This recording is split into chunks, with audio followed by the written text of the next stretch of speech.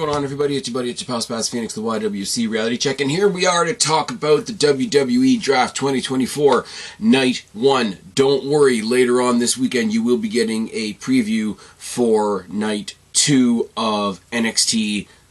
What is it? Spring Breaking, dude! But we're going to do that later. This happened tonight on SmackDown. It's going to continue on Monday. I'm going to talk about things really briefly, and, you know, good way to snake bite the podcast right off the bat, but I'm planning on this being a short podcast. Let's see how things go. Famous last words. SmackDown, regular episode of SmackDown with the draft branding, basically. Somebody can shoot me in the face, I really don't care. The way that they did the WWE logo for the draft, with the half red, half blue, with the yellow swish for the three brands, I put it down in the box below. I want to know what you guys think, or hit me up on X at Spaz Phoenix. I would love to know. I wouldn't mind that. I'm not advocating that they change the WWE logo, but I am saying if they do change the WWE logo, it's not terrible. Is it? Obviously, take off the word draft. Somebody actually called me on that on X, and I'm like, oh, so you just wanted to say draft every day? I'm like, no, you're just an idiot and a troll.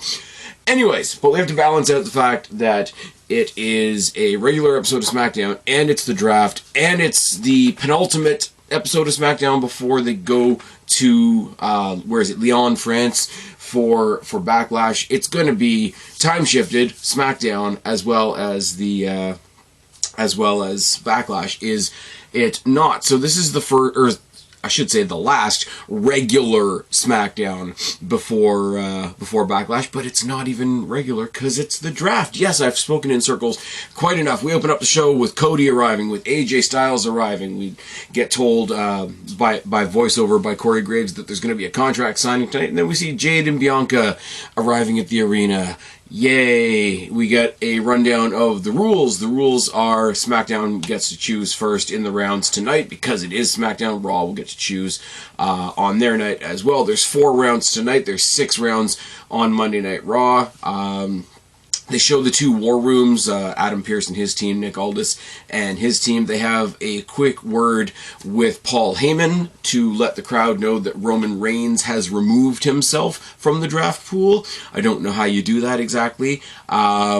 But in Paul Heyman's words, it's like, well, it would be a shame to waste the #1 draft pick. Well, they did waste the #1 draft pick, spoiler alert. But it would be a shame to waste the #1 draft pick on Roman Reigns because he's going to be away for a while. So, you know, it'll be very interesting to see who the #1 draft pick is. The #1 draft pick is a shitty one. Just saying. And then they cut to the I really like this. I'm a softie and I'm an NXT guy, but I really like this. They show live from the Performance Center, everybody in the stands, everybody sitting around the ring, everybody sitting in the ring. It's everybody from NXT. Well, almost everybody from NXT. And they're watching the draft, and they're getting the news sort of in real time. And I thought it was, I mean, it's not brand new news to them, is it? But it's a nice little extra thing. Like, it's the closest thing we have in wrestling to a graduation ceremony, is it not? When somebody gets called up to the main roster. Now that we're in a new era and you don't have to worry about going up to the main roster being a death sentence, it's kind of a graduation ceremony. Come get your certificate, etc., etc. Okay. So we go to the contract signing first. I thought we were going to start off right with some picks, but I was wrong. Corey Graves is in the center of the ring to host the contract signing between AJ Styles and Corey Graves. And let me tell you something that probably only matters to me. They didn't do the typical thing where there's a belt on the table and there's the host and there's 2 guys sitting on either side of the table and eventually the table gets flipped and rah. They had a table for Cody, and then a podium for the belt, and then a table for AJ Styles. And it doesn't sound like much, but it is. It had a little bit of a debate feel to it. And I know other places, other companies have tried to do mock debates to interesting degrees of success with random pieces of fruit, but we don't need to go there. This had a little bit of that, and there wasn't much physicality, and in all honesty, the verbiage in this promo was what it was. AJ Styles does what everybody who faces Cody Rhodes does. Hey, I got a lot of respect for you, you know, this and that.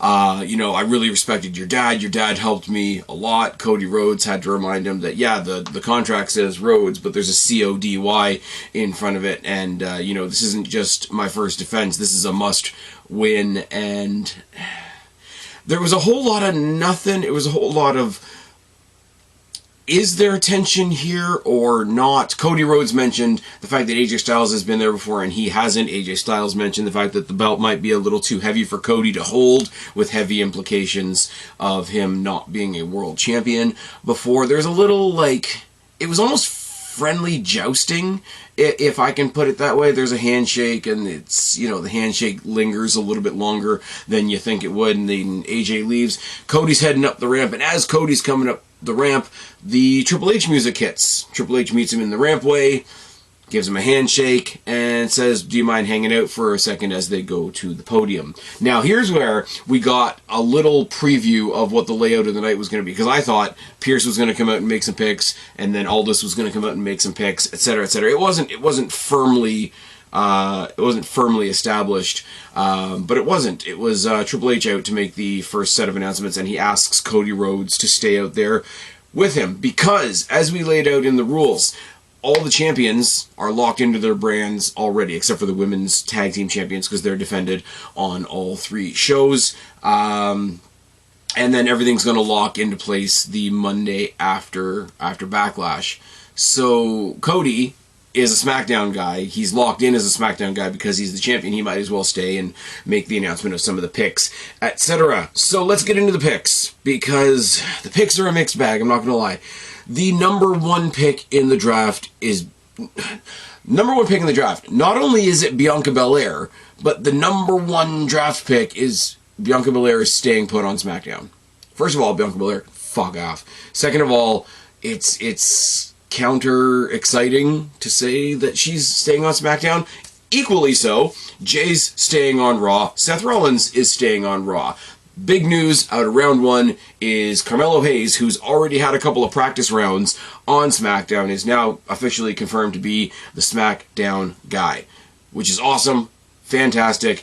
He comes out. He's the only one from NXT who actually was backstage at NXT, or sorry, at SmackDown tonight, conveniently enough. He comes out, he gives a little bit of a speech, you know, round 1, superstar, da-da-da-da-da, if I'm going to aim somewhere, I'm going to aim right for you, and he points at Cody Rhodes. He heard a lot, and Cody has overused the phrase, now, if you come at the king, you best not miss. Well, I'm Carmelo Hayes, and when I shoot, I don't miss. Cody Rhodes makes a joke about, man, I didn't bring my gear tonight, because wrestlers know, always bring their gear. There's a handshake later on in the night. It's confirmed that they are actually going to have a match tonight. It's going to be our main event.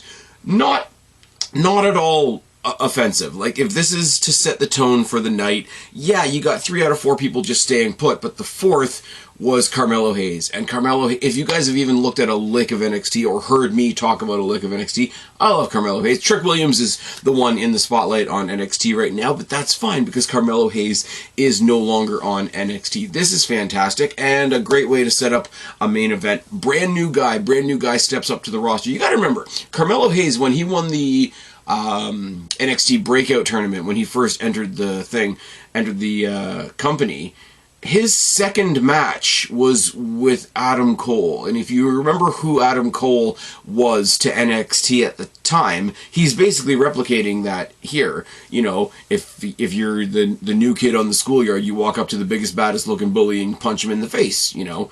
Set your stall out right away. I thought this was absolutely fantastic after a first round of, okay, Jay's staying put, Rollins is staying put, Belair is staying. Also, I saw a lot of people thinking it was really strange that Jay got drafted before Rollins. I don't think so, because Jay is, you know, he's being pushed towards a title at the moment, but also he's going to be more focused on than Rollins, because Rollins is off, you know, taking some well-deserved rest and also healing from, like, everything that's broken in him. So I didn't mind that in the slightest. Belair stays on SmackDown, fine, whatever. Rollins will have a place on Raw when he comes back. The one thing I will say, and I don't know why I mean, I do know why. Seth Rollins made me think of this. Apparently CM Punk was advertised for tonight. I'll give you a little spoiler. There was no CM Punk tonight, unless he showed up after the cameras stopped rolling, but then I wouldn't know, would I? Face-to-face with Cody Rhodes and Carmelo Hayes. Challenge gets accepted. We're going to see that match later on tonight. The LWO versus Legado del Fantasma. This feud must continue. To be fair, it was Dragon Lee and Rey Mysterio taking on Angel and Humberto in a tag match, and it was pretty class, I'm not gonna lie. The faces get the win. Dragon Lee is awesome. Rey Mysterio and Dragon Lee actually work really, really well as a tag team, and I don't know why I'm acting surprised by that, because I'm not. Plus, Angel and Humberto are always stigmatized as guys that are just kind of there. They've been in several different versions of guys that are just kind of there, and now under Santos, they just come off as like Santos's goons, but then they get a match like tonight with guys like Dragon and Ray who can bring it out of them, and they had a pretty decent match. The faces get the win. I can read my own writing, I promise. Santos Escobar comes out after the match and basically cuts a promo like he's been doing in the back the past couple of weeks. Hey, I'm a lot of things. I've done a lot of dastardly things, but the one thing I did not do was attack Dragon Lee before WrestleMania. Carlito is in the corner of Dragon Lee and Rey Mysterio for this match. I forgot to mention that because I'm rambling now. And he says, Electro Lopez has gone to a lot of hard work and a lot of scrounging to get some backstage video footage. And it's awesome because not only is it Carlito absolutely blindsiding and bulldozing Dragon Lee, he leaves out the door and comes back in. Oh my god, buddy! Somebody help my buddy! It's absolutely great. It's almost as amusing as CM Punk kicking the shit out of Jungle Twink, but not quite. We see the security footage. Carlito has this, "aw shit, I'm caught" look on his face. Backstabbers Dragon Lee and then throws him face to face with Ray and then runs out of the building like he's terrified. Which is just kind of funny if you see, like, friggin' current day 2024 jacked Carlito running from, let's be real, some little guys. Also, this is a video, this is an audio platform, so this isn't going to help you guys at all. My brother just came back from Mexico recently and brought me a luchador mask, which is really cool. It does not fit my fat head, which is unfortunate, but it's still cool nonetheless, and I have worn it because I'm a dork and I'm a wrestling fan like the rest of us. So that's really cool. That's kind of a bucket list item that I now have in what is very clearly not a bucket and more of a shelf. So it is a shelf list item. I don't know where I was going with that, but I thought I would share it with you guys because I haven't talked to you in a little while. What did we have next? We have Braun Breaker killing Cedric Alexander in about 40 seconds, and I lol. We replay SmackDown from last week, Bayley and Naomi for the Women's Championship that was ultimately interrupted by Tiffany Stratton. Nick Aldis in the back announces that Tiffany Stratton and Naomi are going to have a number one contenders match tonight, and it was suggested by Bayley, who's also going to be on commentary, which is fine. We get some guest announcers for the rest of the night, for the rest of the draft pick announcements, and I thought this was really cool. I really did. It doesn't mean much. I know there's some names that I'm going to read off later on down the line that are going to, say it with me, say it loud, say it proud, it's going to piss off all the right people. But we started off with Michelle McCool and Tori Wilson, who doesn't hurt anybody's feelings whatsoever. But once again, Randy Orton stays on SmackDown. Fine, cool. We'll see why that's cool a little bit later on. Braun Breaker to Raw. Now, I think it's cool because Braun Breaker's relatively new to the main roster in general, that we gave him a quick squash match against Cedric Alexander just before this, because, hey, let's remind you what this guy can do before we announce him as a big roster pick. Now, talking to our good buddy Jake DeMarco while the show was going on, and he suggested what a lot of people have suggested, that maybe they should have just saved it, because they didn't use him at WrestleMania. Should they have saved his call-up until the draft and made it a big draft announcement? And I can see that point, and with all due respect to my sometimes co-host and all due respect to all of you out there that may be thinking the same thing, I don't think that's necessarily true. I think let the people that show up in the Rumble as their way of coming up to the main roster be a thing. Let them sort of mingle around a little bit. They did that story where Andrade and Jade and Braun were like sort of picking where they went. So you could see right off the bat that general managers fighting over them makes them desirable commodities, if that makes sense.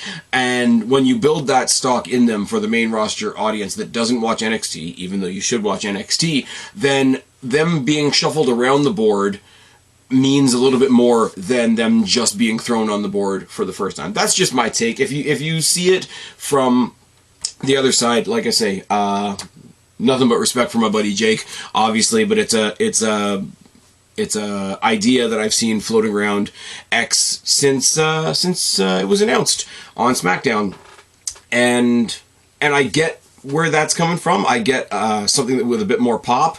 Same thing with Carmelo Hayes. People have seen Carmelo Hayes a couple of times already. Hey, like, look, we've got a guest appearance for the night for this young guy from NXT, Carmelo Hayes. Let's see what he can do. Let me tell you a little bit about him. Then when he's added to the thing proper, people are already familiar with him. He's already past the, okay, kid, show us what you can do phase. So his announcement is a proper announcement. I'm really drilling this into the ground, but I just want you to know why I like the way they've done what they've done. Nia Jax is moving to SmackDown. Fine, we'll get into that a little bit more in a second. And Liv Morgan is staying on Raw, presumably to feud with Becky Lynch until Rhea Ripley comes back, but I'm projecting a little bit. In the back, before we go into the back, we see a replay of Tama Tonga and Solo Sikoa beating the shit out of Kevin Owens and how. And then in the back, Solo Sikoa arrives in the arena, yells at Paul Heyman for not opening his door properly, which is what Paul Heyman used to do for Roman Reigns. Nice little tie-in there. And he says, update me. Clearly the Bloodline's already been drafted. And he says, well, no, the Bloodline's not been drafted. Well, how come we haven't been drafted? Well, things are kind of in flux with the Bloodline right now. A general manager booking the Bloodline doesn't really know what they're getting. Tama Tonga comes around the other side. Friggin' Paul Heyman proceeds to brick himself right then and there, and he says, "Why don't you say it again for Tama?" But before Paul Heyman can say anything else, he's kind of mercifully saved by the surprise attack of Kevin Owens in the parking lot. Now, it's not NXT, but it's still a pretty dangerous parking lot to be in if you've got Kevin Owens, Solo Sikoa, and Tama Tonga in it. Is it not? If I was Paul Heyman, I'd be running. Now, this story continues, but of course we have to pull away from that to announce that Bianca Belair and Jade Cargill are being gifted a Women's Tag Team Championship match at Backlash in France. They do a really awkward and unnecessary prolonged pose down, stare down thing on the stage until Tama Tonga and Kevin Owens just brawl through them, right through them, beautiful, right down the ramp to the ring. Solo Sikoa follows up, and they take out security, and they take out anybody else that's trying to keep them from beating the shit out of Kevin Owens, and then eventually there's a save by by Randy Orton of Kevin Owens. I ruined that part, didn't I? But Owens basically hugs Orton in this really, really comedically exaggerated way, and then, what's left of the Bloodline. Who are the Bloodline right now? Because Roman Reigns is not in the draft. The Rock is gone. Jay left the Bloodline a long time ago, and Jimmy is out injured, apparently for real. Apparently that beatdown that they gave him was to give him time to recover from some legitimate injuries. Now, I haven't looked much into that, I'm not going to lie. I haven't scoured the dirt sheet for Jimmy Uso injury reports, but if it was that table spot that they took off the ramp at WrestleMania, it wouldn't surprise me in the slightest, would it? No, it would not. But yeah, Orton comes out to save Kevin Owens. I mean, it's as good a person as any to want to reinstitute a rivalry with the Bloodline. Sure. Round 3 of the draft. And round 3 of the draft is announced by the Dudley Boys. Cue the people on X that are just hating on Bubba Ray Dudley. I don't watch or listen to Busted Open Radio. I don't, watch his show. I don't know. I couldn't even fully tell you what Busted Open Radio is, other than it's Bully Ray, and he says some unpopular things, and he's critical of both shows, but AEW only hears him being critical of them.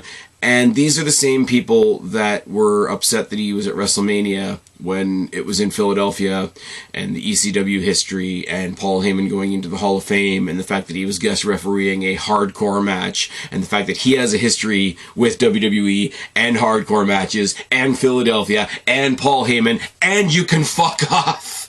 But they were announced as the WWE Hall of Fame tag team, the Dudley Boys, and they were here to announce round 3 of the draft. They got Get the Tables chance, they got ECW chance, they put on the glasses. It was a good time for people who know how to have a good time. And here we go. LA Knight stays on SmackDown. Ricochet stays on Raw. The Bloodline stay on SmackDown. And they announced it as Sheamus has been drafted to Raw. But he just made his return on Raw, and he's been fighting on Raw, and he's been developing a new, like, friends become enemies thing with Drew on Raw. So, as far as I was concerned, like, he came back on Raw, he never showed up on SmackDown. If you make your comeback on one show, you're on that show. Now, if he's injured again, in 6 months he shows up on SmackDown, yeah, it's a little bit of a loophole, but I guess he's a SmackDown guy now. But Sheamus stayed on Raw, Ricochet stayed on Raw, Bloodline stay on SmackDown. Bloodline defined as Solo Sikoa, Tama Tonga, and Paul Heyman. That's what's left of the Bloodline. The Bloodline are a tag team now. Keep that in mind.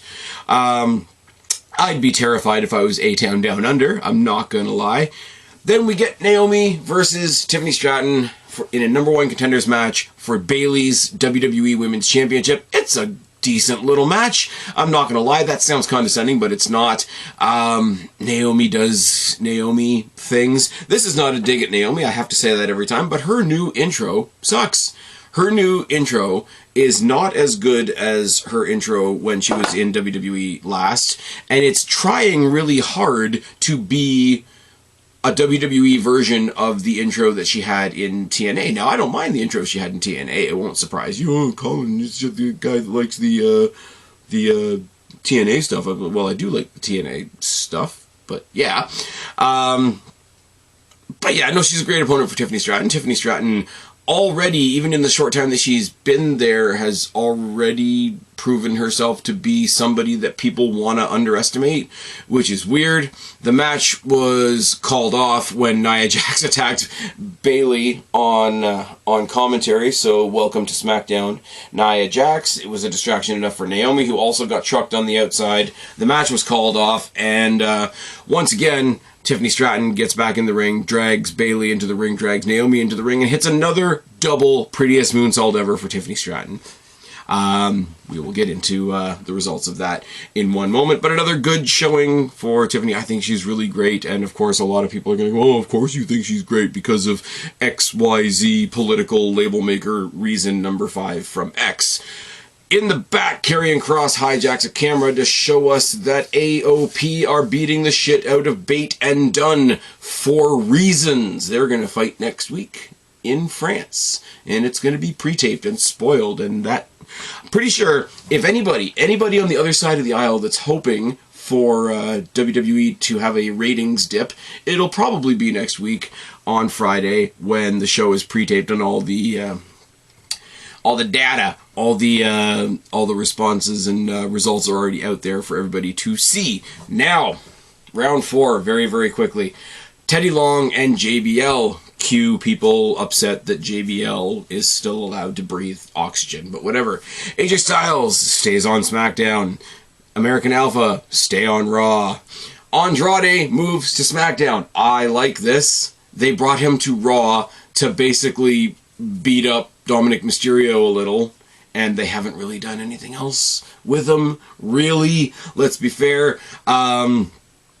With the turning of Carlito, I think the one-time partnership of Andrade and Rey Mysterio is going to be more than a one-time thing, because you're going to get Rey, Andrade, Rey, Andrade, Cruz, and Wild taking on Santos, Carlito, Humberto, and Angel at some point, aren't you? You know what? People will say I'm straying into hyperbole here, but if this, like, ever-changing landscape of the LWO and Legado del Fantasma makes it to War Games, I won't hate it.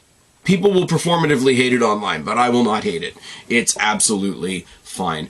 The last cool thing, and it's our only other than Carmelo Hayes, it's our only other NXT call-up for the evening, to Monday Night Raw, is Kiana James. Now, we've all speculated on who's going to be getting called up to the main roster. Would it be Trick? Would it be Carmelo? Would it be Ilya Dragunov? Would it be Roxanne Perez, Lyra Valkyria? Braun Breaker had already kind of moved up, but was Baron Corbin going to move up with him, etc.? We had all these, like, you could probably list about 10 names in NXT that you wanted to see, like, move up in a heartbeat to either Raw or SmackDown. What I love about this is Kiana James isn't one of them.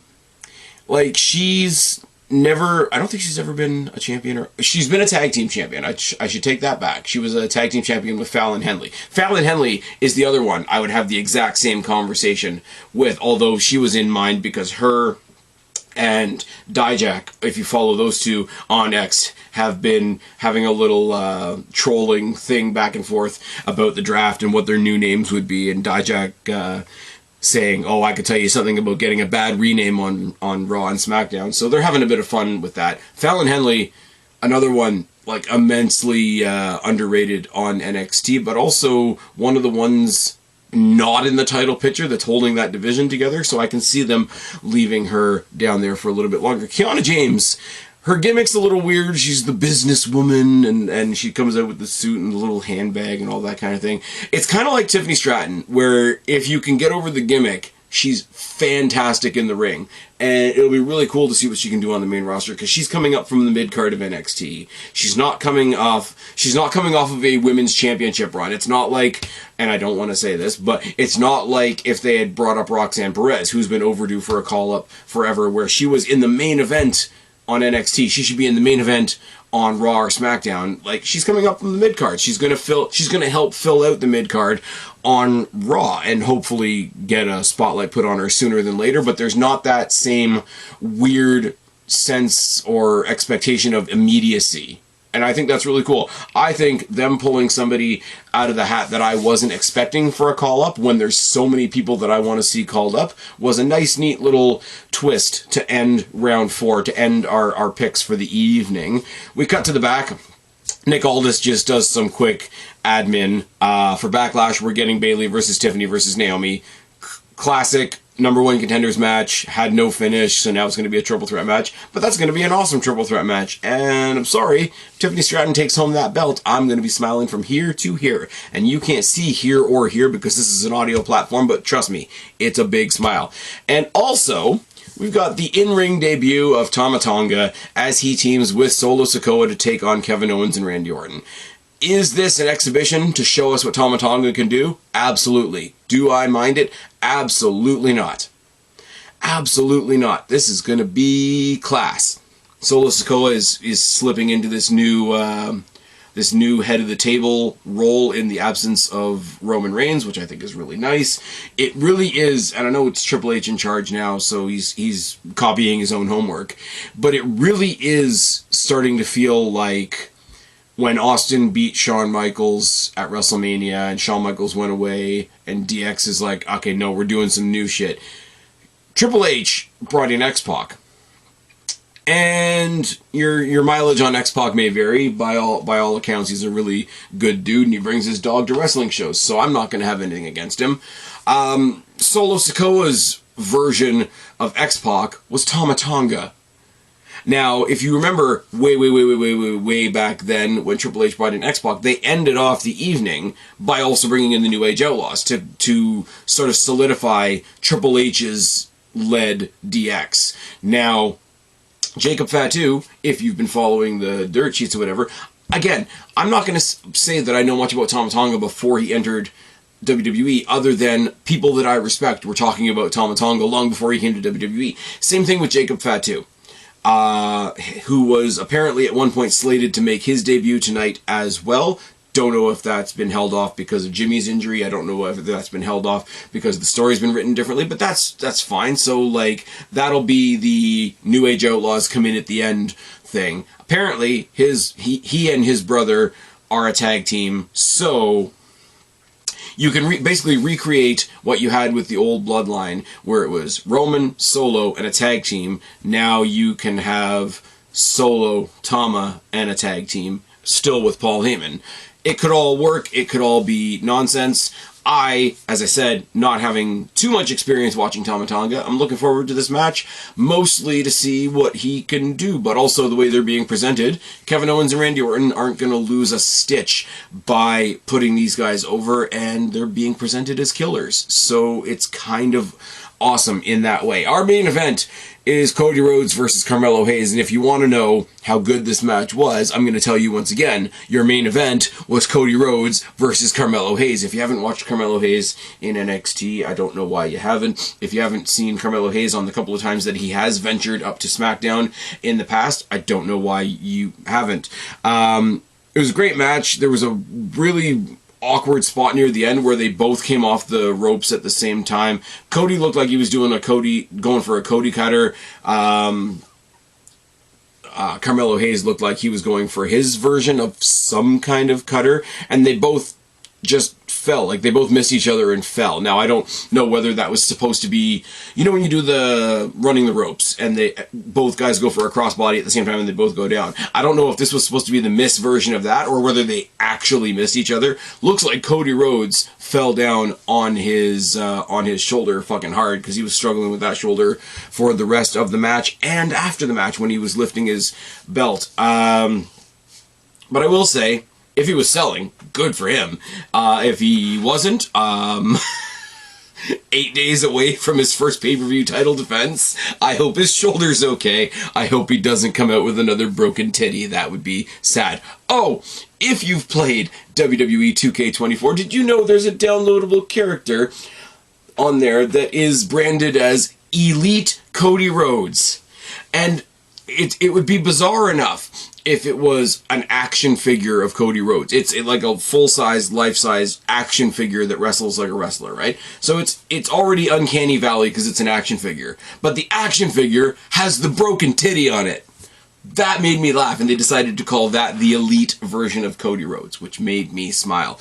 Really cool. Like, not a super long match, but a nice win for Cody. He's starting to plant his feet in new ground on SmackDown. It's kind of weird for for both of these guys in this match, because they're all kind of new. Cody's new to being champion. Cody has existed so long in WWE on finishing the story, and now the story is done, so now he's writing the next chapter. So he's kind of new in that regard. He's kind of new in being the champion. He's kind of new, let's be real, as being a SmackDown guy in general. And Carmelo Hayes, while we've seen him a couple of times on SmackDown, is also sort of new to officially being a main roster guy. So it was a show-out match for both of them. You know Cody wasn't gonna lose. But it was a great first day on the job for Mello, who got, you know, a pat on the shoulder and a handshake and a bunch of respect from Cody Rhodes, who once again turns around and AJ Styles is right there. And again, you think something's going to happen and it doesn't really. They have another stern sort of stare down handshake thing. I don't know. Somebody online said, hey, I wonder if AJ Styles is going to mention that he had a match with Dusty Rhodes. Is that true? Is that a thing that happened? Somebody tell me down in the box below if that's a thing that happened. I don't really know. I thought I was going to be coming up here with all kinds of fireworks after the draft because, you know, it's the first draft of the Triple H era. They did tweak a few things. Stabilizing the champions in their spots is a neat thing because I think they wanted to avoid the possibility of people going online and saying, oh, they're going to do another belt swap because that's the most terrible thing in the world. So that was different. Having the guest presenters is always a cool thing. It's always cool to see people get wound up when they see Bully Ray and JBL and people like that. Triple H coming out to make the first set of announcements and all that kind of thing. But hey, at least he wasn't taking a Meltzer driver. Am I right? Yeah. the 4 big takeaways for me here is Braun going to Raw, Andrade coming to SmackDown, and Carmelo Hayes' call-up being made more official, and Kiana James coming up was a nice surprise as well. I'm assuming that she's going to have her debut match on the draft episode of Raw, so we'll have that to look forward to, and I don't really know. I think, right off the top of my head, I think you could get a good, decent first match like Kiana James versus Liv Morgan. Something like that. I don't think she's going to target a Becky Lynch or anybody like that right away, as she shouldn't. She's a mid-carder on NXT. Let her be a mid-carder on SmackDown. It's kind of unfortunate for her only in the sense that she's leaving as they're creating the NXT Women's North American Championship, so she could have held a mid-card title in NXT, but that's just a minor nitpick. Hey, do you want to hold this mid-card belt on the developmental show, or do you want to get your actual call-up to the dance, as Paul Heyman would say? I think she's doing all right. She was interviewed by Jackie Redmond shortly after her call-up was made, and I thought that was really nice. Shawn Michaels came out to give her a hug and wish her well and congratulate her and all that kind of thing, and that's a lot of feel-good stuff. A lot of this is just moving pieces around on the chessboard, but there's a couple of cool, interesting, like, moving parts things going on. The whole question of, hey, if we draft the Bloodline, who exactly are we drafting, was a nice, neat little monkey wrench to throw into tonight's story as well. I will say, kind of a bummer that somebody put it out there in the ether that CM Punk was going to be on this show tonight, and that wasn't a thing. So I was kind of waiting for that to happen, but, you know, you set yourself up with expectations. I think, not bad. Not a bad night 1. Night 2 will obviously have more, because night 2 is going to have 6 rounds, and it's going to be the finale, and then we're going to have one really weird sort of Elseworlds SmackDown before the picks get locked in the Monday after Backlash. So, I'll leave it for now. I've rambled on for 35 minutes now. Let me know what you guys think of... Well, let me know what you guys thought of this episode of SmackDown. Let me know what you guys think of the draft. Let me know what you guys think of the only 2 NXT call-ups we've had so far, and anything else I've covered tonight. I will be back sometime next week to cover off night 2, and I'll be back sometime over the course of this weekend to give you guys a preview of Spring Breakin' night 2. I've been Spaz, your YWC Reality Check. Subscribe up there, talk down there, start a conversation, keep all these conversations going. Don't be a stranger. I will talk to each and every last one of you later, but right now I am tagging out. Bye, guys.